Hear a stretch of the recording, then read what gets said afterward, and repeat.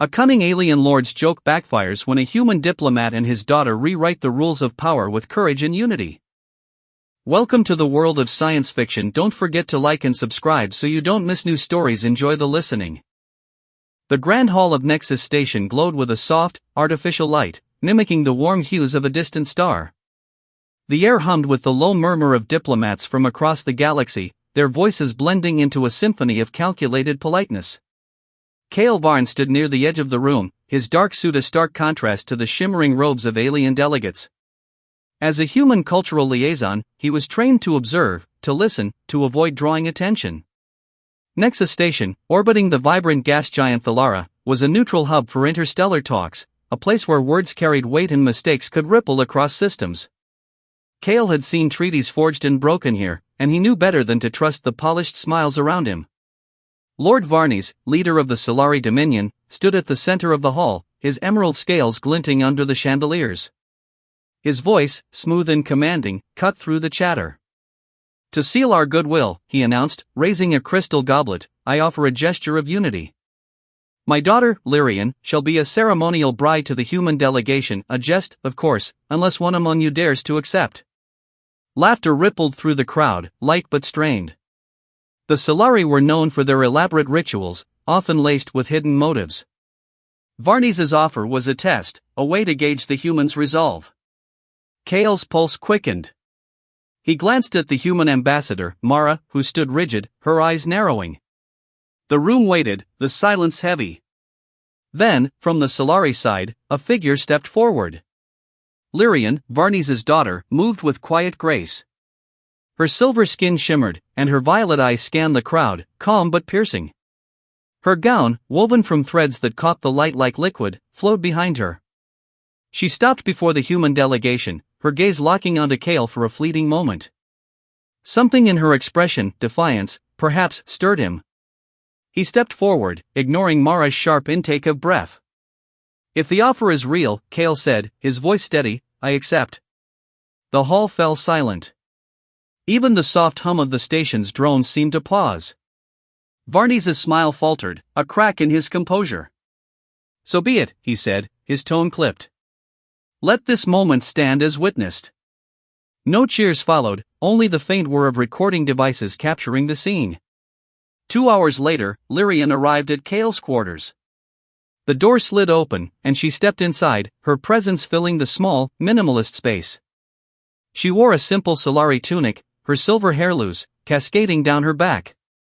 "You didn't hesitate," she said, her voice clear, almost musical. "Why?" Kale leaned against the wall, studying her. "You didn't either. You walked forward like you wanted this." She tilted her head, a faint smile playing on her lips. "I was raised to perform, to be a symbol. My father thought this would humiliate you, make you back down. You didn't." "And you?" Kale asked. "What do you want from this?" Lyrian's smile faded, replaced by a quiet intensity. "A choice. One that's mine." She moved to the viewport, gazing at Thalara's swirling clouds. "I've been a pawn in my father's games my whole life. This time, I chose to step forward." Kale nodded, respecting her candor. "You don't have to stay." "I know," she said, turning to face him. "That's why I will." She sat on the edge of a chair, her posture relaxed but alert. "Tell me, Kale, do you always accept strange offers from alien lords?" He chuckled, a rare sound. "Only when they feel like a challenge." He moved to the small kitchen unit, preparing a drink, Solari tea, brewed from dried leaves he'd studied for cultural briefings. He handed her a cup without a word. Lyrian took it, her fingers brushing his. "You're different," she said softly. "Most humans would have laughed or run. You saw through the jest." "It wasn't a jest," Kale said. "Not to you." She sipped the tea, her eyes never leaving his.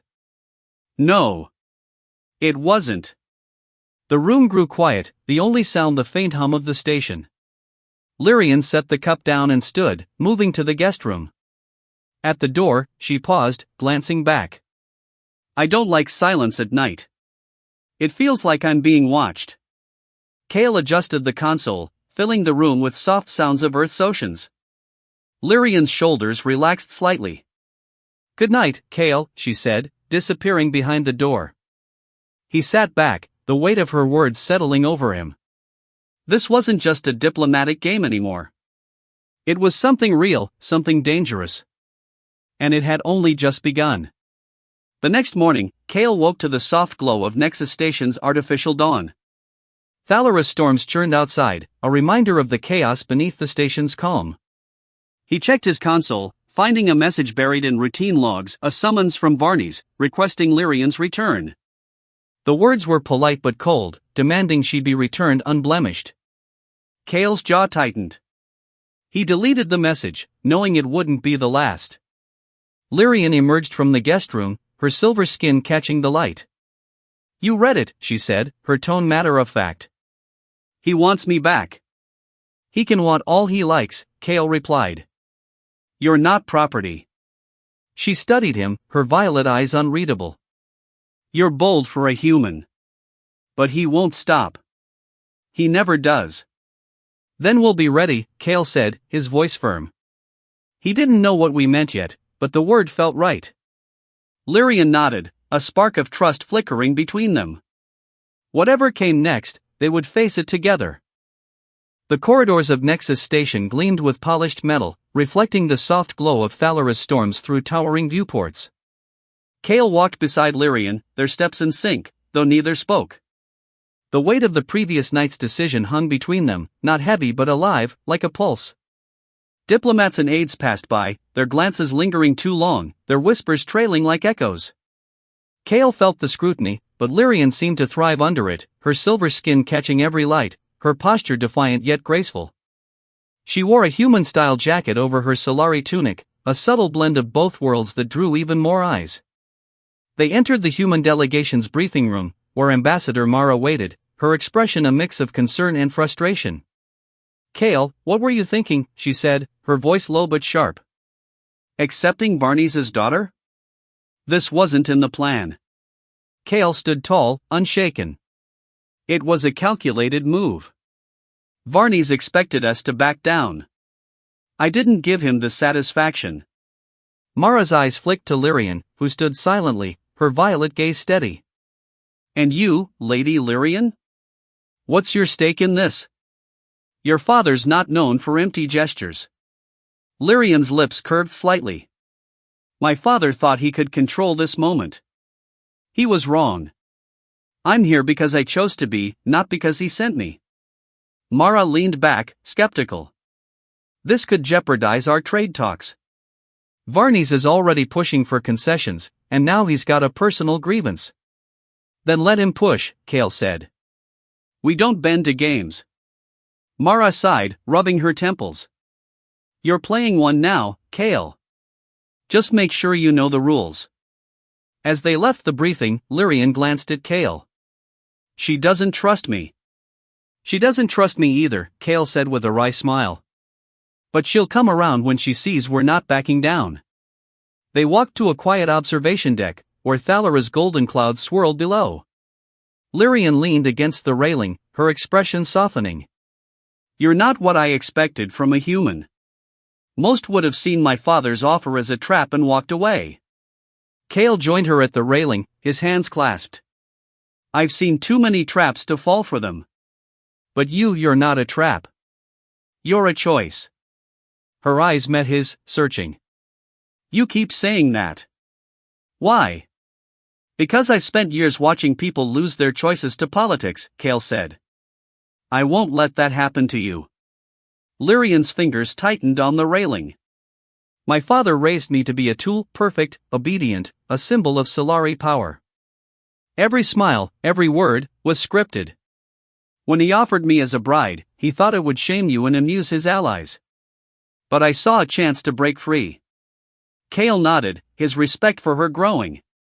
"And now?" "Now," she said, "I want to see how far this choice takes me." Their conversation was cut short by a soft chime from Kale's wrist device. Another message from Varney's, this one less polite, demanding a private meeting to discuss Lyrian's status. Kale showed it to her, and she laughed, a sound both bitter and bright. He's predictable. He'll try to intimidate you first, then bribe you. Let him try, Kale said, deleting the message. We need to stay one step ahead. That evening, they sat in Kale's quarters, the room bathed in the warm glow of artificial twilight. Lyrian sipped Solari tea, her posture relaxed but her mind clearly working. There's a reception tomorrow, she said. High profile, multi-species. My father will have eyes there. If we show up together, it'll send a message. Kale raised an eyebrow. What kind of message? That we're not hiding, she said. That has just failed. He'll hate it, but it'll force his hand. We'll see what he's planning. Kale considered it, his mind racing. It was risky, but it could shift the balance in their favor. All right, he said. We'll go. But we do it on our terms. Lyrian smiled, a spark of mischief in her eyes. Good. And Kale? We're something less boring. You're representing both of us now. He chuckled, the tension easing. Noted. As she retired to the guest room, Kale sat alone, staring at Thalara's storms. The game was escalating, and Varnes wasn't the only one watching. His own delegation, the other alien factions, even the station's neutral overseers, all were waiting to see what he and Lyrian would do next. He didn't have all the answers, but one thing was clear, Lyrian wasn't just a symbol anymore. She was a partner, and together, they were rewriting the rules. The diplomatic reception on Level 7 was a spectacle of light and sound, a carefully orchestrated dance of power. Crystal chandeliers floated above, casting prisms across the glass-walled rotunda. Delegates from a dozen species mingled, their robes and armor reflecting the glow of Thalara's storms outside. Kale and Lyrian entered side by side, their presence a quiet challenge to the room's polished order. Kale wore a tailored navy suit, a nod to Lyrian's request, while she shone in a gown of deep indigo, its fabric shimmering like liquid starlight.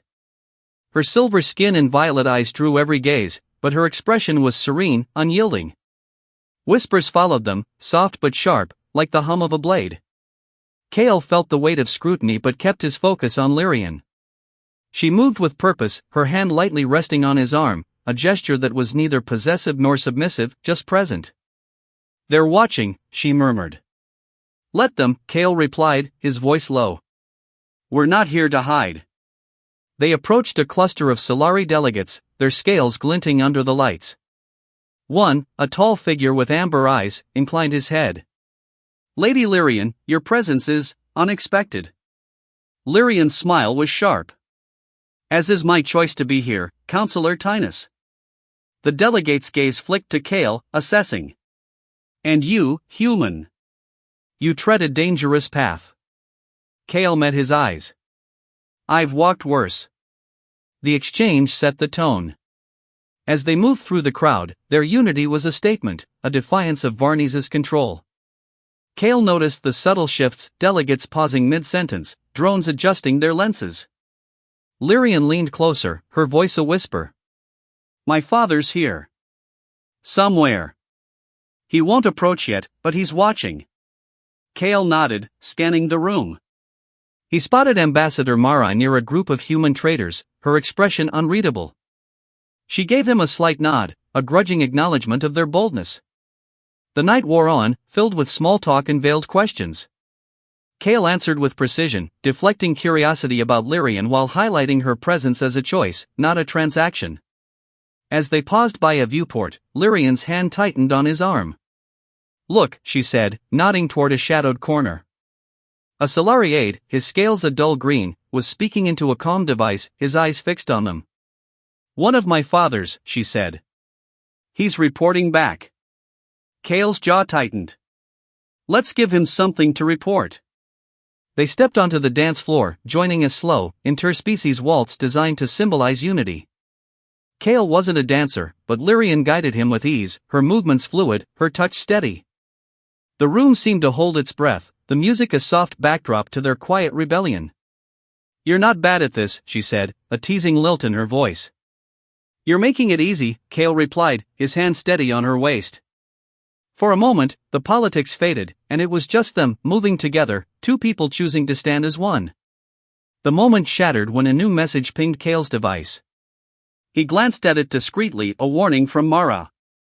Varnies had requested an emergency meeting with the station's overseers, citing diplomatic irregularities.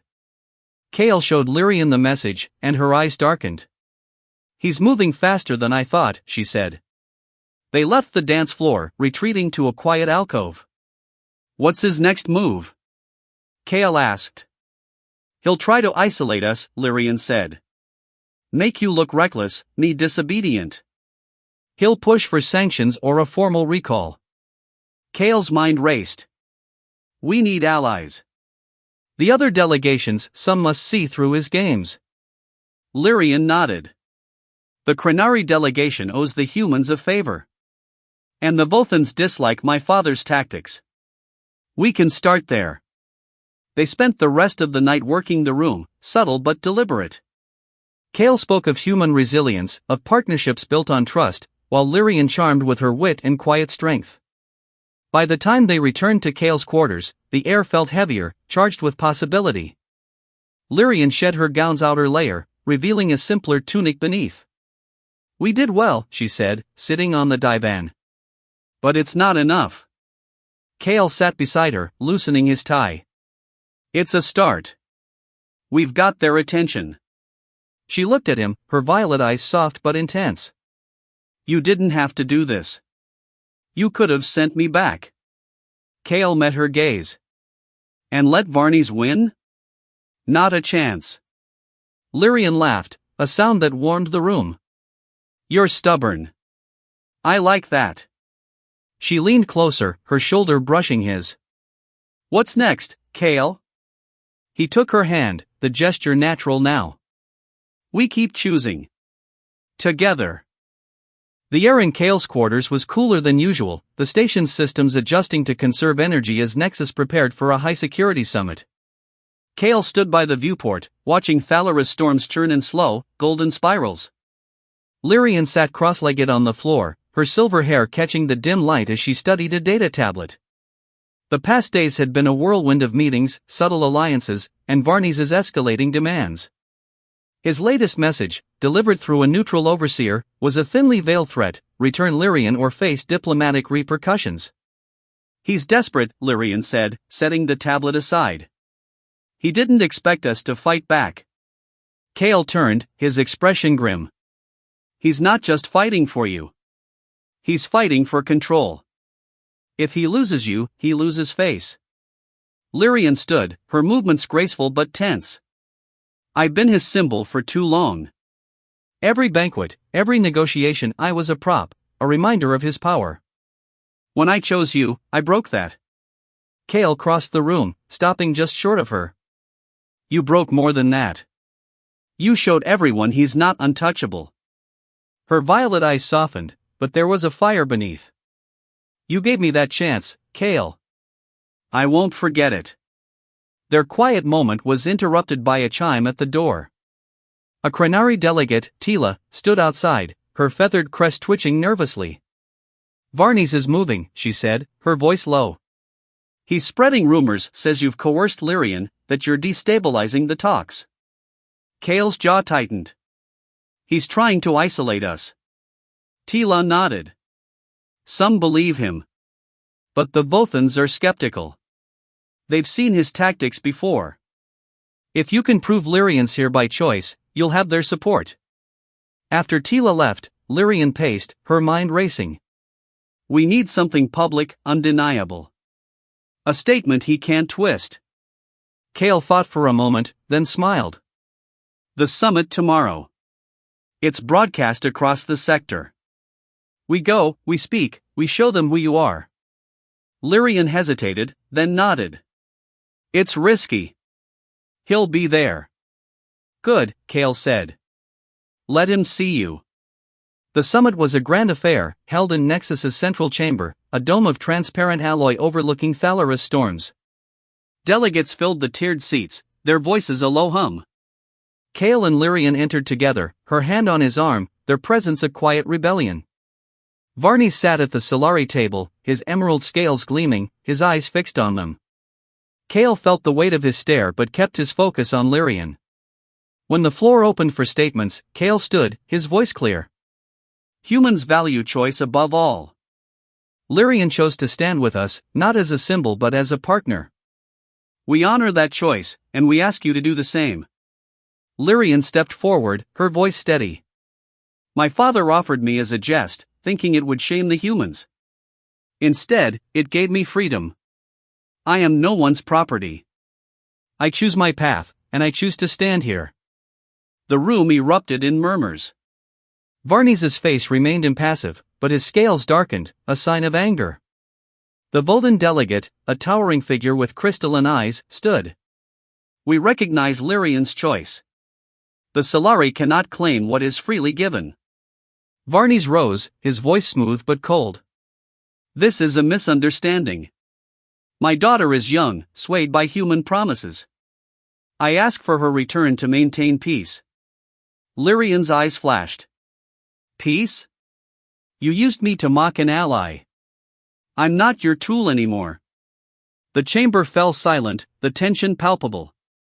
Kale stepped closer to Lyrian, a silent show of support. The overseer, a neutral AI, called for a recess, giving the delegations time to process. As they left the chamber, Lyrian's hand trembled in Kale's. I didn't expect that to feel so final, she said. He squeezed her hand.